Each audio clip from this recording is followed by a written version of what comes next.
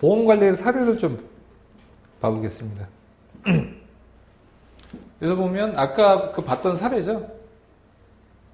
다 줄였는데 보험료는 30만 원이었는데 이분은 10만 원까지 줄였네요. 그래서 20만 원까지 세비를 하고 이 20만 원을 20년, 30년 동안 납부를 하면 어떻게 될까요? 이게 굉장히 목돈이 되는 거죠. 그렇게 가야 된다. 볼 수가 있는 거고요. 그러면 이거 조금 구체적으로 한번 봐볼게요. 본인의 경우를 봤었어요. 변경 전을 보면 우선 항목을 한번 봐볼게요. 항목. 여기서 보면 항목 있죠? 항목은 뭐냐? 제가 얘기했던 이거는 반드시 보장을 받으면 좋겠다라고 제가 생각한 것만 넣어놔봤어요. 이 외의 거는 뭐 선택의 문제입니다. 대신에 이것만 그러면 여기에 보장을 받으면 탄탄하게 되어 있는 거고 이것도 안 돼 있으면 굉장히 부실한 거죠. 근데 아까 30만 원짜리 이분이 들어있는 거 봤더니 이분이 봤더니 실비가 없으셨어요. 왜냐? 항목을 봐볼게요. 통원치료비 질병상해가 있죠.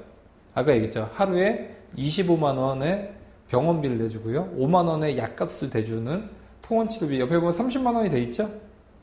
여기 이제 보장이 돼 있어야 돼요. 집에 가서 증권을 잘 봐보세요. 손해보험사 거고 통원치료비가 있는지 그리고 이게 30만 원이지. 그 밑에 걸 보면 2번 의료비 질병 5천만 원 2번 의료비 상해 5천만 원 써져 있죠. 이게 실비에 이제 가장 많이 보장이 되는 게 이제 5천만 원인데 이게 돼 있냐? 여기다가 플러스 2번비까지 있는 게 이제 실비인 거예요. 근데 이분은 없었죠. 그러니까 이분의 증거 분석을 제가 해드렸더니 없으신 거예요. 그런데 이분이 이렇게 얘기하는 거예요. 나 이렇게 보험 많이 들었는데 이것도 안 돼 있냐고. 본인이 확인하셨어야죠. 그러니까 본인이 뭐가 들어있는지 모르셨고 여태까지 보험은 한 번도 못 타먹으셨던 거예요. 그래서 이게 안 돼 있었고요. 암 진단비가 3천만 원 있었는데 갱신형이었다. 뇌 관련 질환도 3천만 원. 입원비는 3일 초과에 2만 원. 그러니까 입원을 하면 일주일 했다라고 하면 첫째 날, 둘째 날은 입원비가 안 나오고요. 3일 초과니까 3일째도 안 나오겠죠. 4일, 5일, 6일, 7일. 4일 정도 나왔겠죠. 2만 원씩이면 4일이니까 8만 원이 나오는 거겠죠. 거기다 이분은 종신이 1억이 있으셨고요. 그래서 이분이 기존에 있었던 보험료를 봤더니 종신보험이 15만 원 내고 있었고 밑에 보면 CI보험은 15만 원 내고 있었죠. CI보험은 이제 크리티컬 그러니까 중대한 질병에 대해서 이제 보장이 많이 되는 건데 여기에 되려면 그냥 질병도 아니고 심각하게 질병이니까 아무래도 여기에 보상을 받을 정도의 확률이 굉장히 낮을 수가 있겠죠. 물론 있으면 좋겠지만 과도하다고도 볼 수가 있겠죠. 근데 이거를 어떻게 해드렸냐? CI보험 같은 경우는 가입한 지도 얼마 안 되고 해서 해지를 했습니다. 본인도 그렇게 특약을 하나 다 찝어주니까 해지를 했고요. 종신도 해지를 했어요.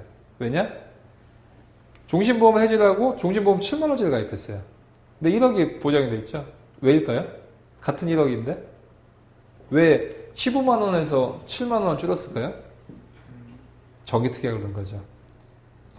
갑자기 보험 파트 오시니까 갑자기 본인의 이제 영역이 그냥 잘 나오신데 그래서 줄어든 거예요.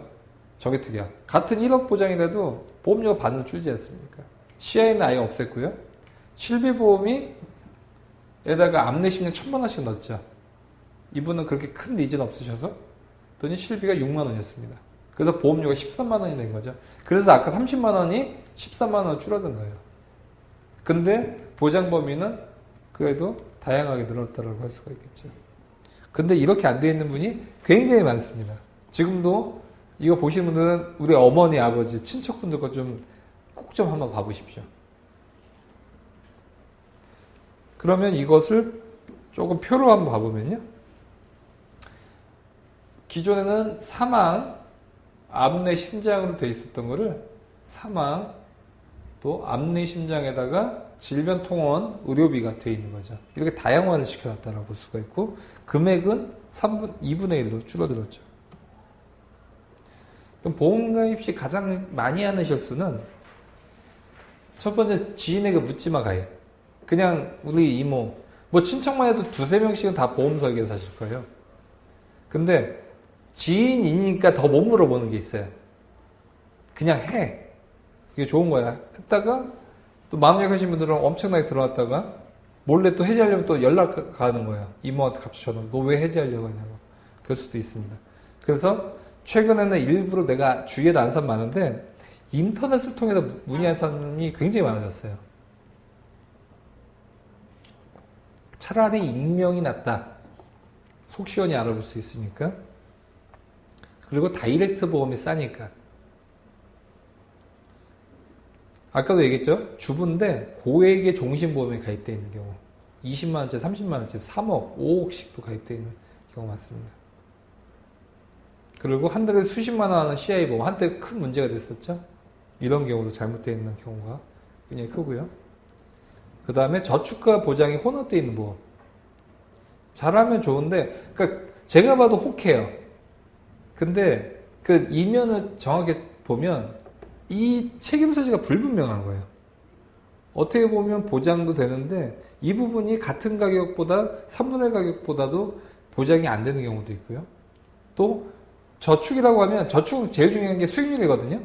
정확하게 얘가 내가 원금이 얼마 넣었는데 이게 평가금액이 얼마인지 알아야 되는데 이런 것들은 알기가 쉽지 않아요.